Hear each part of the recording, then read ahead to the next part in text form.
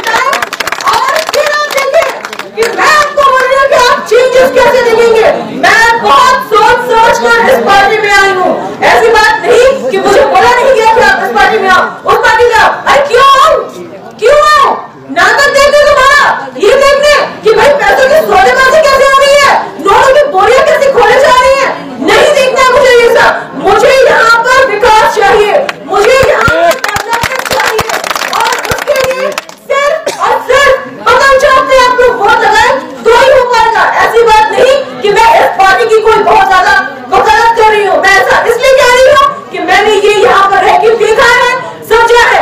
आज मैं पदयात्रा कर रही थी तो मुझे किसी ने पूछा कि आप अकेले पदयात्रा कर रही थी महिला होकर के, और बाकी सभी पुरुष थे। तो मैंने कहा तो क्या हो गया, जो बाकी सब पुरुष थे सब तो मेरे भाई थे, मैं अकेले सब पर भारी हूँ, मुझे कोई फर्क नहीं पड़ता।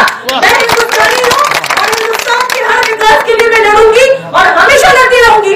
इसलिए इस बार 18 अप्रैल को MIM पे बटन छाप पे आप लोग बटन दबाएं और अपनी सरकार, अपने हक की लड़ाई, अपनी सरकार को चुने अब्दुल इमाम साहब को, और उसके बाद आप देखें कि बदलाव किसको बोलते हैं।